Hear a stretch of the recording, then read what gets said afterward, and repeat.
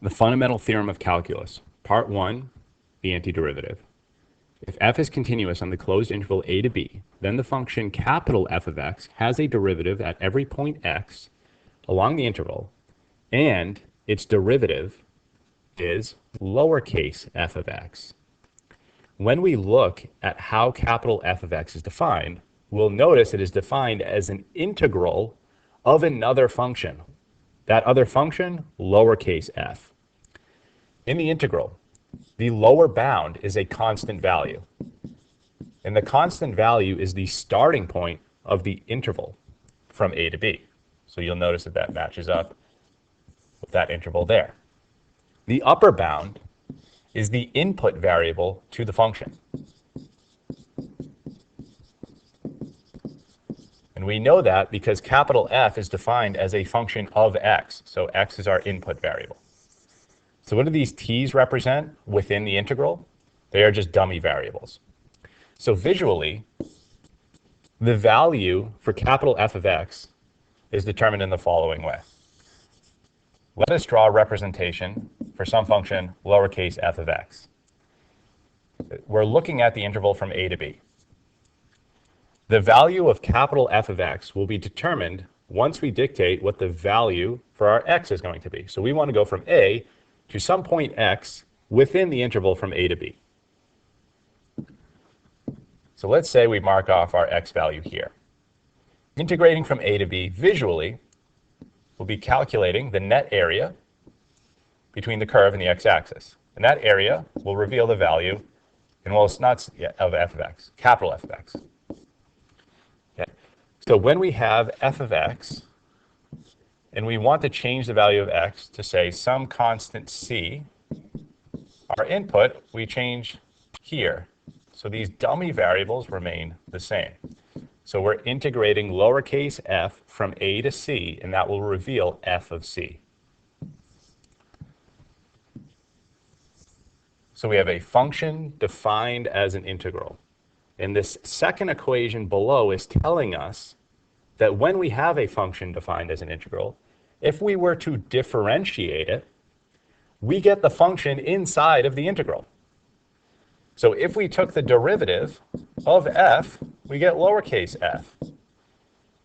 So differentiating the integral defined function reveals the function inside of that integral. Therefore, we can draw the following conclusion based on this statement on the inside. Differentiating the integral reveals the function inside.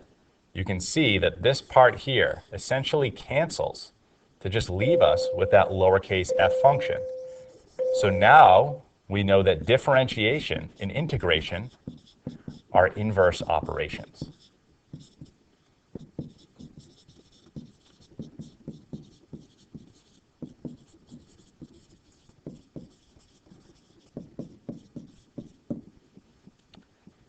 So when I take the derivative of an integral, or integral defined function, we get the function inside of the integral. Now, there's a little bit more to it, some more details that we'll look at, but that's essentially the idea, that these two operations are inverses of one another. They'll cancel out, revealing the function that we are integrating. Because of that, if we have lowercase f, and we know we take the integral of it, we get capital F, as defined here. And when we take the derivative of capital F, we get lowercase f. We can now say that the antiderivative of lowercase f must be f of x. So integrating a function reveals the antiderivative, because I know when I take the derivative of that integral defined function, I get what's inside. So I'll say that one more time.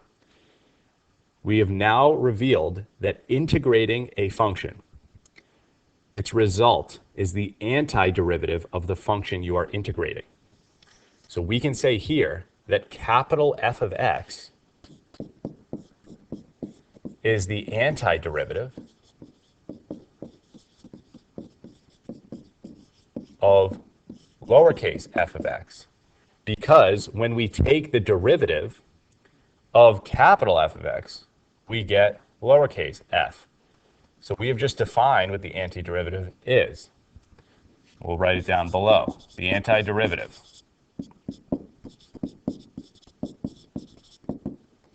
for some function f of x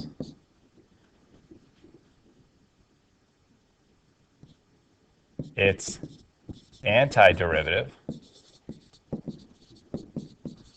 capital F of x, is the function whose derivative is lowercase f of x. So that capital letter notation is going to indicate an antiderivative of the lowercase version of that letter that defines that function. Okay, so when we see that capital F, we want to get used to the fact that that's representing an antiderivative of the lowercase version. So that is that first part of the fundamental theorem.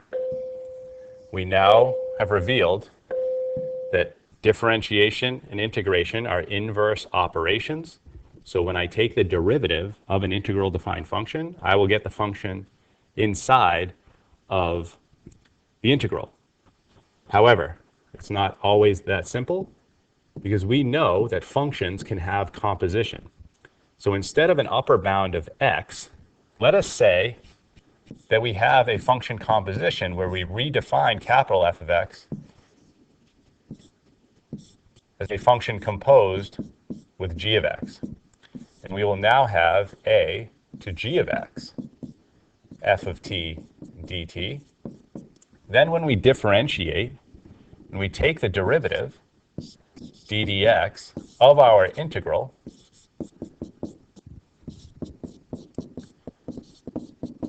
we won't just get f of x, but rather we'll get f of g of x. But when we differentiate composition, we have to use the chain rule. So we have to multiply by the derivative of that inner function of the composition. So we have to make sure that we have to multiply by g prime. And we'll see that that still holds on the original definition. Because here, when we take the derivative, it's f of x and then times the derivative of the inner function. That would be just times 1. So it's still being accounted for. The chain rule is still being used. But in the event that we see a function more complicated than just x, we want to make sure we recognize the composition and apply the chain rule when calculating the derivative. So this missing piece here that's not explicitly shown in the theorem, we want to make sure we account for when we run across composition. And some other preconditions that we need to take account for when we actually apply this theorem is the fact that when we're differentiating the integral, it's important to note that the function that represents the integral is defined in a way where the lower bound is a constant and the upper bound is a function. If that is not the case, then we have to make that the case using our integral properties prior to actually differentiating. So now that we've introduced the theorem, gone over the preconditions, the chain rule, let's look at some examples. So using the fundamental theorem of calculus, part 1. This first example in A is asking us to differentiate this function here.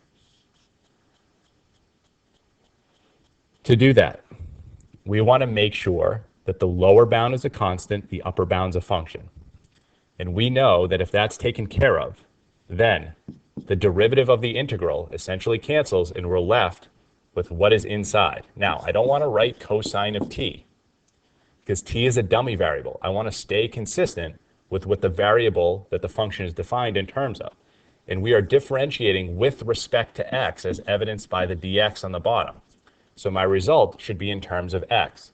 So we're going to do cosine x, and if we want to get in the habit of remembering chain rule, we can multiply by the derivative of the composition, but the derivative of x is just 1. So here is the derivative of that. Second one, differentiating 1 over 1 plus t squared. Make sure the preconditions are met. We have a constant on the bottom, function on the top. So we're ready to actually differentiate.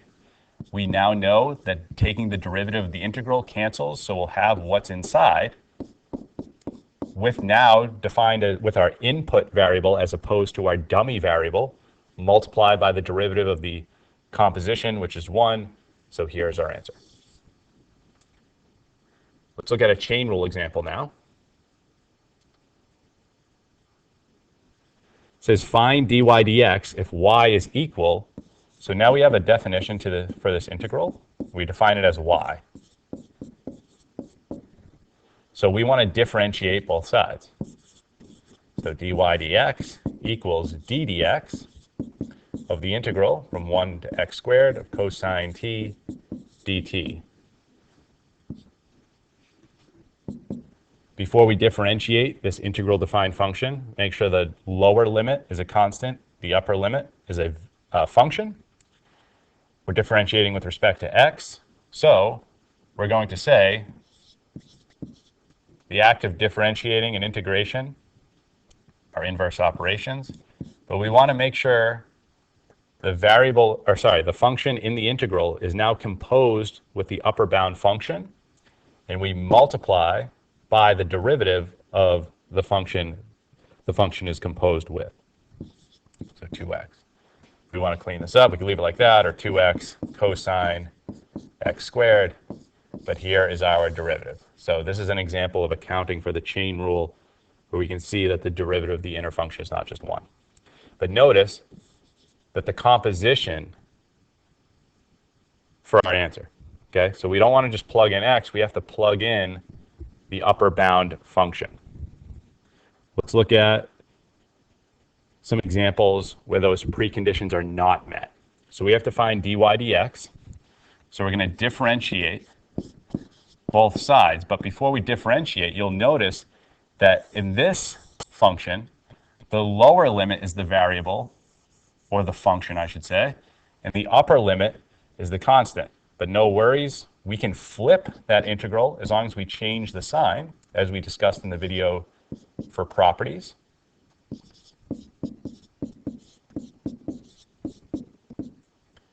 Oh, if I'm going to use derivative notation, we should say d dx, and we're doing d dx of this. 5 to x of 3t sine t dt. Differentiate now, the preconditions are met. So it's going to be negative. So don't forget that negative sign is there once we flip the integral. 3x sine x, and then multiply by the derivative of the inner function, which is just 1, so we're done. For b, what if both the lower and upper limits are functions themselves?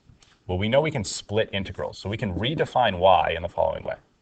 Let's say we're working from 2x to some constant a of 1 over 2 plus e to the t dt plus a to x squared. So we are just splitting the integral, and we'll note that a is in the interval from 2x to x squared. So it's something in that interval. That way we can split it up using our properties. Now before we take the derivative, which would just be differentiating these two pieces together and adding the result, right? So those derivative rules still apply. We want to make sure each individual integral, now that I've introduced the constant value to the lower and upper limits, we want to make sure that the lower limits are the constant. So I have to flip this first one.